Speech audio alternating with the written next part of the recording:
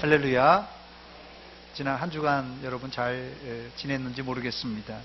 지난주에 제가 설교를 하면서 1000번을 흔들려야 구원의 확신을 할 수 있고 1000번을 흔들려야 성숙한 그리스도인이 된다, 이런 말씀을 드렸는데, 지난 한 주간도 여러분 몇 번이나 흔들렸습니까? 그렇다고 성도가 무작정 흔들려서는 안 됩니다. 만약 나무가 무방비 상태로 1000번을 흔들린다면 어떤 나무든지 뿌리채 뽑힐 것입니다. 나무가 흔들려도 뿌리채 뽑히지 않는 비결이 있는데요, 흔들린 후에 더 깊이 뿌리를 내리고 다음 태풍을 준비하기 때문에 1000번을 흔들려도 나무가 쉽사리 이제 뿌리채 뽑히지 않는 것입니다. 사실 만약 이런 대비를 하지 않는다면, 다음 태풍과 다음 바람을 나무가 준비하지 않는다면 어떤 나무든지 다 뿌리채 뽑힐 것입니다. 사실 여러분, 건강한 치아도요, 흔들고 또 흔들고 또 흔들고 매일 1000번 흔들어 보세요. 그냥 건강한 것도 다 빠질 겁니다. 여러분들은 흔들리는 세상에 영원히 흔들리지 않는 하나님, 영원히 흔들리지 않는 이 천국을 바라보시며 믿음의 뿌리를 깊이 깊이 박는 성도가 되시기를 주의 이름으로 축원합니다. 저를 한번 따라서 하시기 바랍니다. 믿음의 뿌리를 깊이 내립시다. 오늘 본문은 우리가 잘 아는 시편 1편 복 있는 사람이라는 시입니다. 이 시편은 저자가 기록되어 있지 않지만 일반적으로 다윗의 시라고 우리가 인정을 합니다. 시편 1편은 제일 처음 나오는 시이기 때문에도 친근감이 있지만 그 내용이 더 친근감이 있는데, 그 이유는 복 있는 사람으로 시작하기 때문에 그렇습니다. 복 있는 사람, 이 시편 기자가 말하는 이 복 있는 사람, 이 복 있는 사람의 이 복이 첫 번째로 어떤 복입니까? 어떤 복입니까? 시인은 복 있는 사람을 본문 1절, 2절에 자세하게 설명하는데 제가 한번 읽어보겠습니다. 복 있는 사람은 악인들의 꾀를 따르지 아니하며 죄인들의 길에 서지 아니하며 오만한 자들의 자리에 앉지 아니하고 오직 여호와의 율법을 즐거워하여 그의 율법을 주야로 묵상하는도다 했습니다. 1절, 2절을 읽어보니까 여러분 마음속에 시인이 말하는 복이 진짜 복이라고 동의가 되십니까? 여러분들의 생각하는 복, 여러분들이 생각하는 복과 시인이 말하고 있는 이 복이 비스무리하기라도 합니까? 아니면 완전히 다릅니까? 본문에 사용된 이 복이라는 단어는 히브리어로 에쉬르라는 단어입니다. 이것은 행복 혹은 축복이라는 뜻입니다. 그렇다면 본문에 행복한 자, 축복받은 자란 누구를 말합니까? 여기 1절, 2절에 나온 대로 악인들의 꼬임을 따르지 않고 죄인들의 길에 서지 않고 오만한 자의 자리에 앉지 아니하고 오직 여호와의 율법을 즐거워하여서 그의 율법을 주야로 묵상하는 사람, 바로 이 사람을 행복한 사람 혹은 축복받은 사람이라고 성경은 말합니다. 그런데 문제는 이것을 아무리 읽어봐도 우리 피부에 전혀 이런 내용들이 복으로 다가오지 않는다는 것이 문제입니다. 그런데 이런 내용은요, 여기 시편 1편에만 있는 것이 아니라 성경 전반적인 내용이 바로 이런 내용으로 복이 기록되어 있고 기술되어 있습니다. 또 신약 성경, 우리가 잘 아는 마태복음 5장의 산상수훈에서 예수님께서 팔복을 말씀하시는데 그 내용의 복도 오늘 이 시편 1편 기자가 말하는 복과 매우 유사합니다.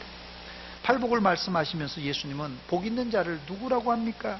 마음이 심령이 가난한 자 복이 있다고 그랬습니다. 또 애통하는 자 복이 있다고 그랬습니다. 마음이 청결한 자, 의에 줄이고 목마른 자, 이런 사람들이 복이 있다고 말합니다.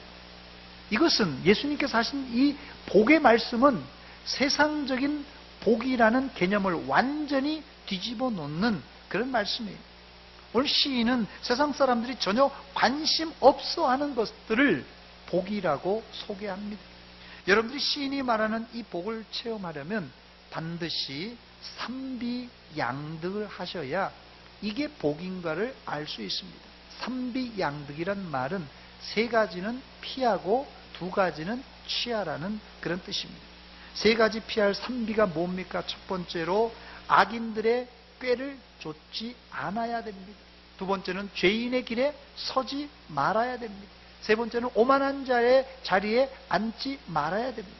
그 다음에 이득이 뭡니까? 두 가지를 취해야 되는데, 첫째는 여호와의 율법을 즐거워해야 되고, 두 번째는 그의 율법을 주야로 묵상해야 됩니다. 이것이 성경이 말하는 삼비양득입니다. 이걸 해야 행복한 자, 축복받은 자가 된다는 것이에요.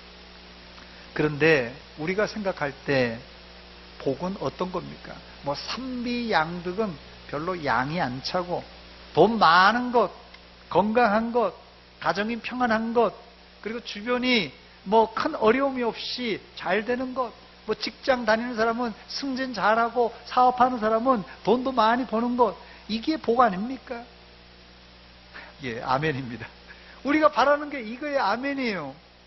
그러나 시편 1편의 복은 우리의 소유나 건강이나 우리의 자녀의 진로가 형통한 것이 아니라 악인의 꼬임과 악인의 길과 악인의 자리를 피하고 하나님의 율법을 즐거워하고 그 율법을 날마다 묵상하는 그것을, 그 자체를 복이라, 축복이라고 말합니다. 이 자리에 목사님, 세상에 이게 무슨 복입니까? 이렇게 질문할 분들이 계실 텐데, 예, 맞습니다. 시인이 말하는 복이 바로 이게 복이라고 말합니다. 두 번째, 여기서 우리는 복 있는 성도란 늘 죄악에 노출되지만 죄악을 이기고 사는 사람인 것을 알 수 있습니다. 오늘 본문 시편 1편의 복 있는 성도들은 이 교회라는 비닐 온상 속에서 자라는 신앙생활하는 것이 아니라 완전히 노출된, 어디에 노출이요? 죄악에 노출된 세상에서 사는 사람이 성도라는 말입니다. 본문 1절입니다. 복 있는 사람들은 악인들의 꾀를 따르지 아니하며 죄인들의 길에 서지 아니하며 오만한 자의 자리에 앉지 아니하고 했어요. 복 있는 사람이 사는 곳은 악인들의 꼬임이 있고 죄인들의 그 유혹이 있고 오만한 자의 자리에 앉으라고, 교만한 자의 자리에 앉으라고 자꾸 유혹을 받는 현장이라는 것이에요. 이런 죄악된 세상을 하나님은 마지막 때에 심판하시겠다고 경고하셨습니다. 그 심판을 오래전에 맛배기로 노아와 롯의 때에 보여주셨습니다. 죄악을 먹고 마시는 사람들을 노아 때는 물로 심판하셨고 롯의 때는 유황불을 내려서 심판하셨습니다. 이제 우리가 살고 있는 세상은 말세지말이라고 하는데, 이 말세지말로 예수님의 재림이 코앞에 다가왔습니다. 그러므로 지금이 과거 어느 때보다도 타락하고 부패된 상황이에요. 과거 롯의 때 소돔성의 분위기를 베드로 사도는 이렇게 표현합니다. 무법한 자들의 음란한 행실. 법이 없어요. 무법한 자들의 음란한 행실이라고 이렇게 표현했는데, 베드로후서 2장 7절입니다. 무법한 자들의 음란한 행실로 말미암아. 문제는 무법한 자들의 음란한 행실이 온 소돔성에 가득 찼어요. 불법이 자행되고 음란이 완전히 성을 완전히 가득 채웠습니다. 문제는 그 성 안에 살고 있었던 의로운 롯은 정말 고통이 이만저만이 아니었어요. 뭐 악인들이야, 죄인들이야, 거기 죄와 먹고 마시니까 흥청망청 잘 어울려 살 수 있지만 그 죄악의 소굴에서 사는 의인들은 죽을 지경입니다.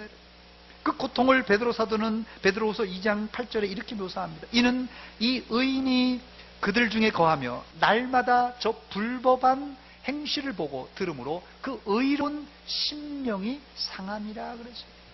롯은 소돔성에 살면서 날마다 소돔성 사람들의 불법과 음란한 행동을 보면서 들으면서 마음이 속이 상했어요.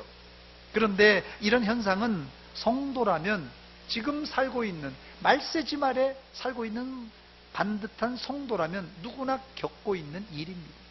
여기 직장 다니는 분들, 사업하시는 분들 다 경험하셨겠지만 직장에서, 사업 현장에서 이런 일이 다반사입니다, 여러분. 더 나아가 이것은 이제 개인적인 고민거리가 아니라 소돔과 고모라 성에서 자행되던 동성애 문제는 공공연하게 이 국회까지 올라가 합법적인 입법 절차를 받으려고 하고 있고, 또 인권과 남녀 평등이라는 미명 아래 며칠 전에 보니까 여자들이 막 우통을 벗고 뭐 시위를 하는 것을 봤습니다. 이제 우리는 죄악을 보지 않으려고 해도 봐야 되고, 죄악을 듣지 않으려고 해도 들어야만 하는 시대에 살고 있어요. 한마디로 음란과 불법이 판을 치는 세상입니다. 이런 상황을 미리 간파한 베드로 사도는 베드로 후서를 마무리하면서 거의 유언적인 말로 이렇게 말합니다. 베드로후서 3장 17절입니다. 그러므로 사랑하는 자들아, 너희가 이것을 미리 알았은즉 무법한 자들의 미혹에 이끌려 너희가 굳센 데서 떨어질까 삼가라, 이렇게 경고하고 있습니다. 여러분, 세상의 시험의 바람이 거세기 때문에 누구나 흔들릴 수밖에 없습니다. 그러나 흔들릴지라도 뿌리채 뽑히면 안 됩니다. 그러기 위해서는 미리 대비하는 자세가 필요합니다. 이제는 우리 믿는 자의 목소리를 내야 할 시대가 왔습니다. 아닌 것은 아니라고 말할 줄 알아야 됩니다. 다시 본문 1절입니다. 복 있는 사람은 악인들의 꾀를 따르지 아니하며 죄인들의 길에 서지 아니하며 오만한 자들의 자리에 앉지 아니하고 했어요. 악인들이 꼬일지라도 꼬드김에 빠지지 말고 노라고 말할 줄 알아야 됩니다.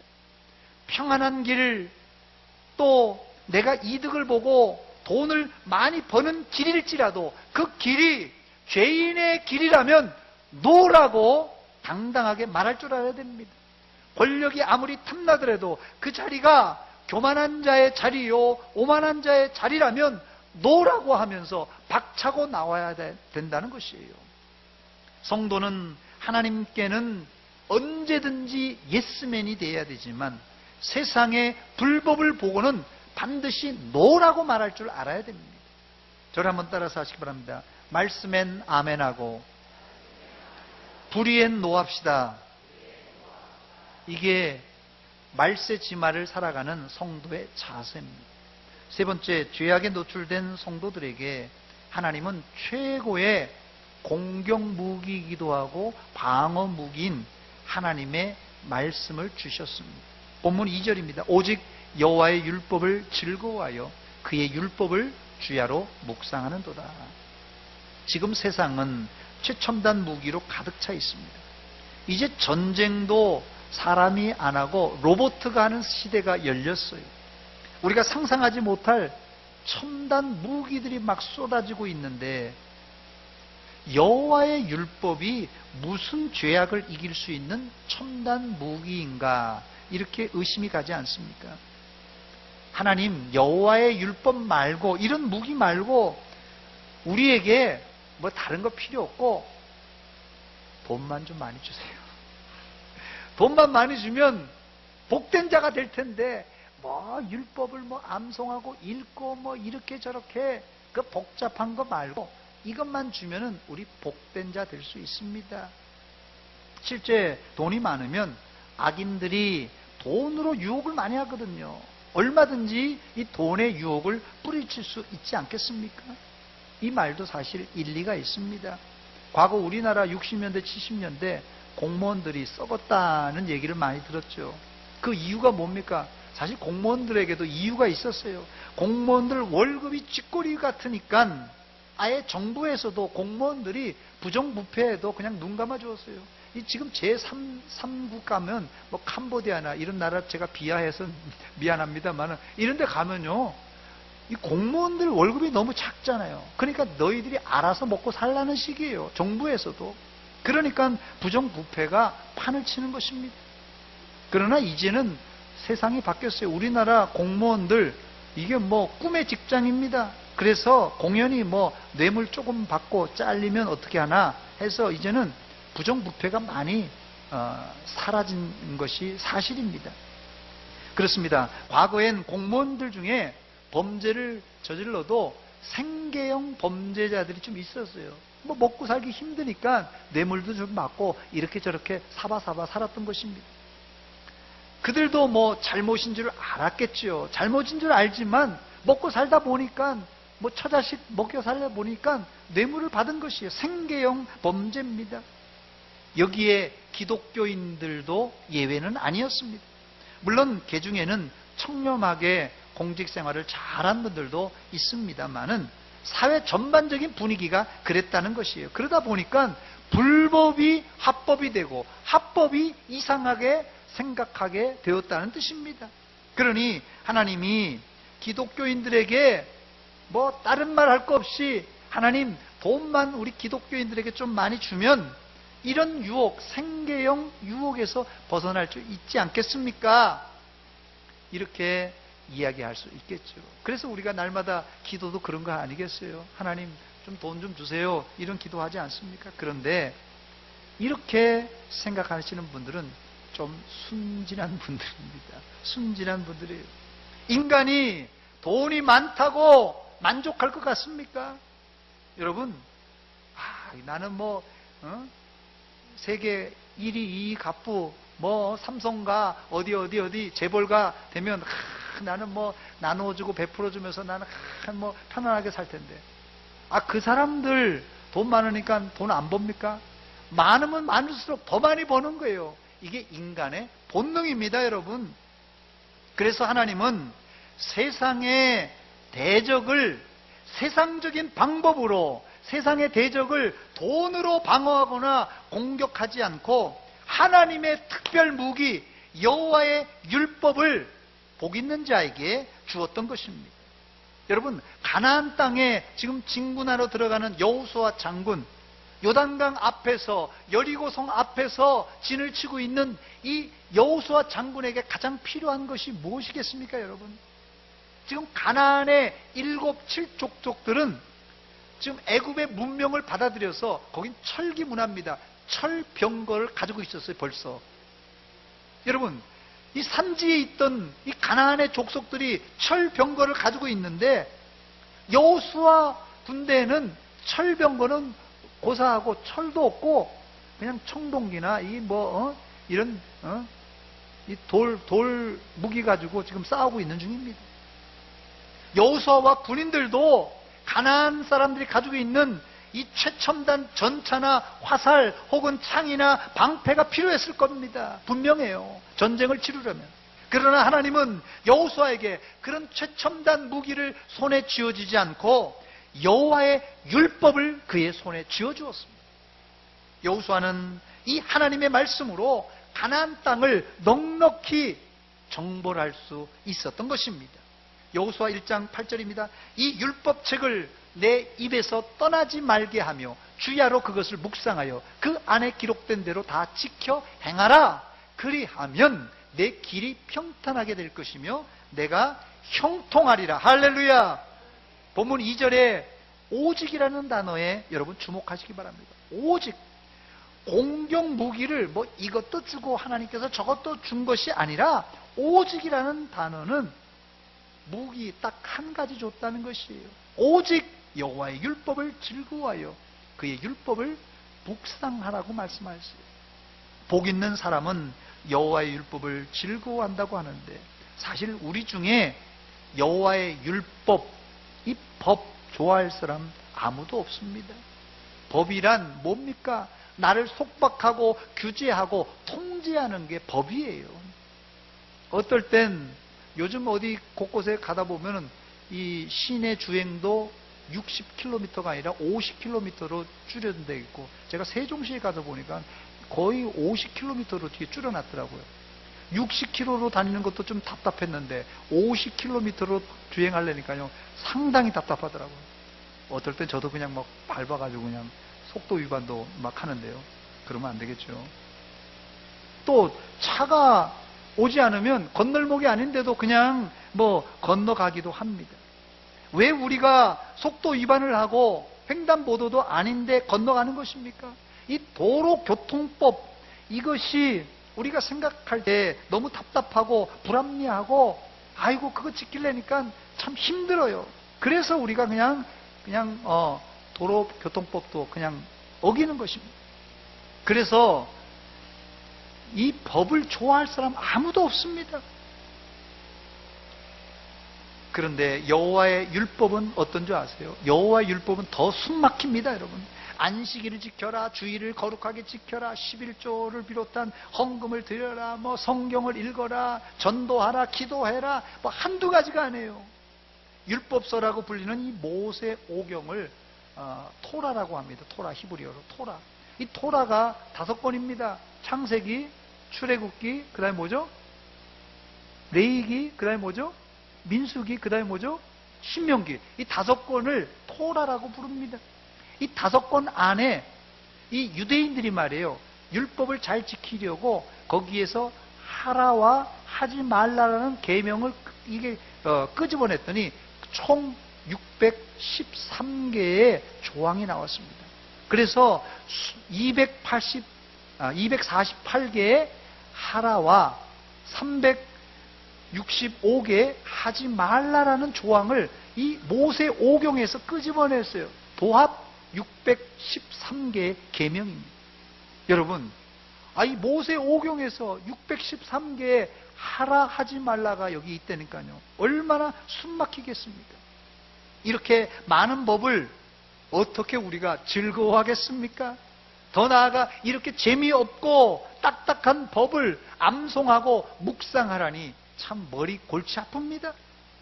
우리가 생각할 때는 뭐 아무 필요도 없는 것 같이 생각이 들지만 여러분, 거기에 놀라운 기적과 역사가 나타난 줄 믿으시기 바랍니다. 본문 3절입니다. 그는 시냇가에 심은 나무가 철을 따라 열매를 맺으며 그 잎사귀가 마르지 아니함 같으니 그가 하는 모든 일이 다 형통하리로다. 우리가 생각할 때는 율법을 좋아하고 그 율법을 묵상 암송하는 사람이 이상하죠. 아이고 그거 진짜 답답한 사람이네. 뭐 저거 법을 따지고 들고 그 법을 뭐 암송한다고 그러고 법을 묵상한다고 그러고 참 그거 참 답답한 사람이네. 그런데 바로 그런 우리가 생각할 땐 답답한 사람이라고 하는 그 사람을 하나님은 모든 일에 형통하게 만들겠다, 복을 주시겠다고 약속하셨습니다. 이게 하나님의 복을 받는 원리입니다. 어때요? 내 생각 같아서는 아이고 그거 뭐 법이 너무 딱딱한데 법 말고 법 플러스 뭐 교양도 좀 넣고 뭐 법 플러스 뭐 연예 기사도 좀 넣고 법 플러스 뭐 요 상식도 넣고 해서 좀 하면 더 지혜롭지 않을까 생각도 할 수 있습니다만은 내 생각은 그거지만 율법이 딱딱할지라도 바로 그렇게 해야 하나님께서 복을 주신다고 그랬어요. 하나님은 오직이에요. 오직 여호와의 율법을 즐거워하여 그 율법을 주야로 묵상하는 자에게 복을 주신다고 말씀하셨어요. 이제 여러분들이 결단해야 됩니다. 제가 다시 말씀드립니다. 여러분이 결단해야 됩니다. 여러분들이 하나님이 명령하신 대로 그대로 여호와 율법을 묵상하고 주야로 묵상하고 그 율법을 좋아해서 복을 받든지 아니면 내 생각 내 마음대로 그건 좀 제쳐놓고 내가 이런 거 해서 복을 받든지 여러분 둘 중에 결정해야 됩니다. 그런데 문제는 율법이 좋아야 즐거워하지. 율법 법이 이거 뭐 읽어봐도 딱딱하고 사실 뭐 창세기는 그런 좀 낫지만은 뭐 레위기법 같은 거는 참 읽어봐도 딱딱하고 답답한데 이런 법을 어떻게 즐거워할 수 있겠습니까? 어떤 분은 이거 읽으면 수면제라고 그러더라고요. 성경 딱 한 절만 읽으면 그 중에 레위기서나 제일 딱딱한 책 딱 한 절만 읽으면 한 장 넘어가기도 전에 그냥 존다고 그럽니다. 그런데 이렇게 딱딱한 법을 어떻게 즐거워할 수 있겠습니까? 여러분, 이런 사람은 좀 미안한 말입니다만은 영혼에 약간의 문제가 있는 사람입니다.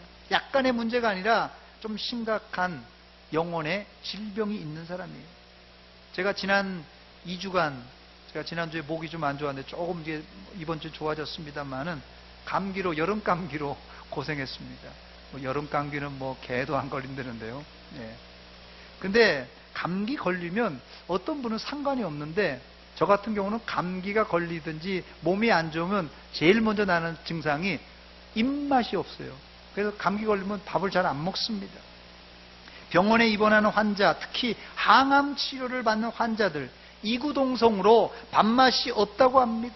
밥 시간이 되었는데도 전혀 밥이 안 땡긴다고 합니다. 여러분, 왜 그렇습니까? 여러분, 왜 그래요? 몸에 이상이 있어서 그런 것입니다. 건강한 사람이라면 이 밥때가 되면은 침이 나오고 배에서 꼬르락 소리가 나오고, 또 생각은 뭘 먹을까? 이 음식이 생각이 떠올라야지 정상입니다. 영혼도 마찬가지입니다. 우리의 영혼의 양식은 하나님의 말씀입니다. 이 말씀이 달고 즐거운 사람, 영혼이 건강한 사람입니다. 그러나 읽어도 도통 알 수 없고 잠만 온다, 이런 사람은 영혼이 깊은 잠에 빠졌든지 영혼이 질병에 걸린 사람입니다. 혹시 이 자리에 이런 분이 있다면 여러분의 자리를 점검해 보시기 바랍니다. 내가 지금 어디에 서 있는가? 내가 어디에 앉아 있는가? 내가 어디를 주로 다니는가? 내가 주로 누구를 지금 만나고 있는가? 여러분 생활을 점검해 보시기 바랍니다. 성도가 불의한 길을 따라가고 불의한 자리에 앉아 있고 불의한 사람과 계속 어울리게 되면 절대로 하나님의 말씀을 즐거워할 수 없고 그 하나님의 말씀의 맛을 알 수가 없습니다. 그런데 밥맛이 없어도 먹어야 산다는 말처럼, 여러분이 하나님의 말씀을 듣기 싫고 하나님의 말씀을 읽기 싫고 또 읽어도 깨닫지 못해도 계속해서 듣고 읽으시기 바랍니다. 그래야 소망이 있습니다. 그 이유는 하나님의 말씀은 우리 속에 들어와서 놀라운 작업을 시작하게 되는데, 히브리서 4장 12절 말씀 보니까 하나님의 말씀은 살아있고 활력이 있어 좌우에 날선 어떤 것보다도 예리하여 혼과 영과 및 관절과 골수를 찔러 쪼개기까지 하며 또 마음의 생각과 뜻을 판단하신다고 했어요. 듣기 싫어도 읽기 싫어도 하나님의 말씀을 듣고 읽을 때 우리 안에 하나님의 말씀은 예리한 성령의 검이 되어서 우리의 혼과 영과 관절과 골수를 찔러 쪼개서 우리의 죄를 이제 캐냅니다. 우리의 죄를 토해내게 합니다. 그리고 우리를 살려냅니다. 마치 항암 치료받는 환자가 먹기 싫어도 어거지로 밥을 먹는 것처럼 힘들어도 하기 싫어도 우리가 해야만 합니다. 그래야 우리가 살아나는 것입니다. 한번 저를 따라서 하시기 바랍니다. 하나님 말씀이 우리를 살립니다. 어떻게 살아난다고요? 다 같이 우리 3절 말씀을 한번 읽겠습니다. 비춰주시기 바랍니다. 시작. 그는 시냇가에 심은 나무가 철을 따라 열매를 맺으며 그 잎사귀가 마르지 아니함 같으니 그가 하는 모든 일이 다 형통하리로다. 아멘. 밥맛 없다고 안 먹으면 점점 이게 가라앉는 거예요. 밥맛 없다고 안 먹으면 큰일 납니다, 여러분. 영의 양식도 마찬가지예요. 아이고 들어도 설교 들어도 모르겠다, 읽어도 모르겠다. 안 읽고 안 읽으면 큰일 납니다, 여러분. 그런데 듣기 싫어도 읽기 싫어도 계속해서 읽을 때 그때 내 안에서 말씀이 역사를 합니다. 그 말씀이 우리를 살리는 것이에요. 다른 거 아닙니다, 여러분. 감사한 것은 예수 믿는 사람들은 모두 다 시냇가에 심겨진 나무들 같은 사람들입니다. 여기 시냇가에 심은 나무란 뜻이 어떤 의미입니까? 시냇가에 심은 나무는 좀 더 정확한 번역하면 시냇가에 심겨진 나무란 뜻입니다. 여러분, 심겨진 나무와 그냥 산과 들에서 자생하는 나무는 이게 다른 것입니다. 나무가 심겨졌다는 말은 누군가 그 나무를 그 자리에 심어 놓았다는 말이고, 산이나 들에 자생하는 나무는 그냥 씨앗이 어디 거기 떨어졌다가 우연히 그냥 발아해서 이게 자라는 것입니다. 누가 시냇가에 심겨진 나무와 같은 사람이라고요? 3절에 보니까 그는 시냇가에 심은 나무 같다고 했습니다. 그는, 이 3절이 말하는 그는 1절에 나오는 복 있는 사람인데, 그 복 있는 사람이 1절, 2절에 제가 뭐라고 그랬다고요? 삼비이득이라고 했어요. 삼비이득. 삼비이득이 뭡니까? 그것은 오직 1절에 악인의 꼬임에 빠지지 않고 죄인의 길에 서지 않고 오만한 자의 자리에 앉지 않는 거. 이게 삼비입니다. 이걸 피해야 돼요. 이득은 뭡니까? 여호와의 율법을 즐거워하는 거, 그리고 그의 율법을 주야로 묵상하는 거. 이게 이득입니다. 이 삼비 이득을 잘할 때 바로 우리가 뿌리를 깊이 내린 이 시냇가에 심겨진 나무가 되는 것입니다. 혹시 이 자리에도 광야나 사막에 심겨져서 점점점 말라 비틀어지는 나무가 있습니까? 하나님의 말씀의 자양분이 풍부한 생명수 강가에 옮겨 심든지, 아니면 생명수 강가 가까운 쪽으로 깊이 뿌리를 내리시기 바랍니다. 이런 작업이 뭐라고요? 오직 여호와의 율법을 즐거워하여 그의 율법을 주야로 묵상하는 거예요. 이게 바로 시냇가에 깊이 뿌리를 내리는 방법입니다. 이제 말씀을 마칩니다. 시를 마치면서 시인은 이와 정반대인 사람, 이 악인은 망한다고 경고하고 있습니다. 본문 4절로 6절입니다. 악인들은 그렇지 아니하며 오직 바람에 나는 겨와 같도다.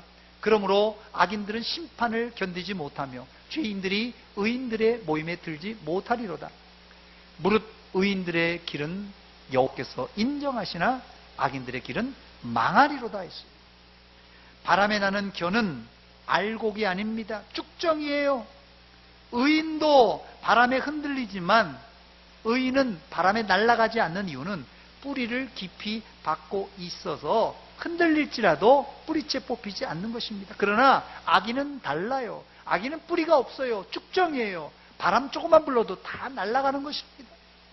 여러분들은 말세지 말에 죄악이 관영한 이 세상에서 흔들릴지라도 뿌리채 뽑히지 말고 뿌리를 깊이 박아서 철마다 좋은 열매 맺어 하나님께 영광 돌리시기를 주의 이름으로 축원합니다.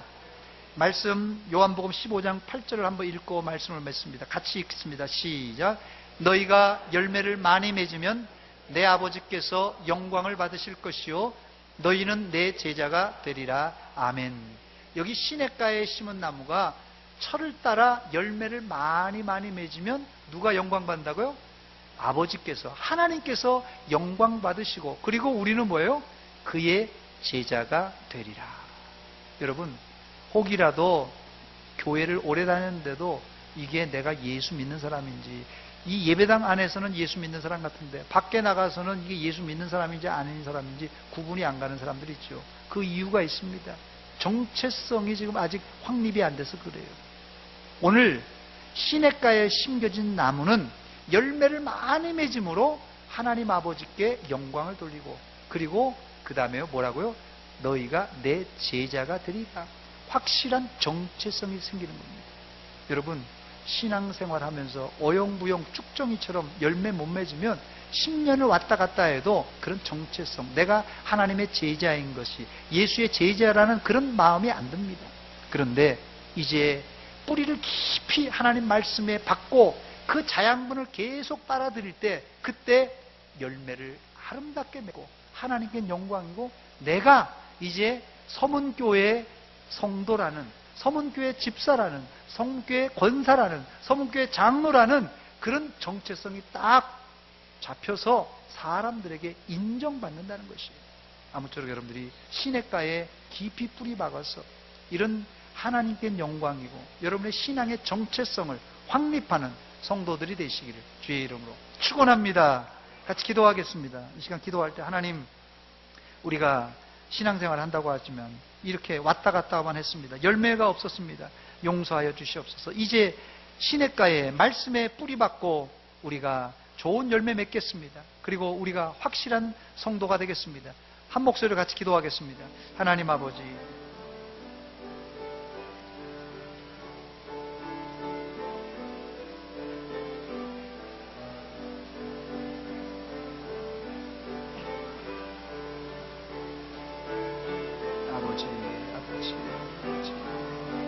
하나님 아버지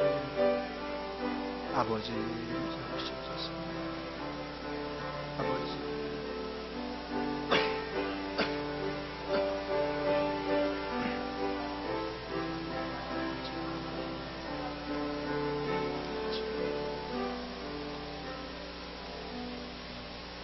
하나님 아버지, 우리가 신앙생활 한다고 하지만 늘 죄인과 악인들의 유혹을, 꼬임을 당하여서 넘어지고 쓰러졌던 저희들입니다.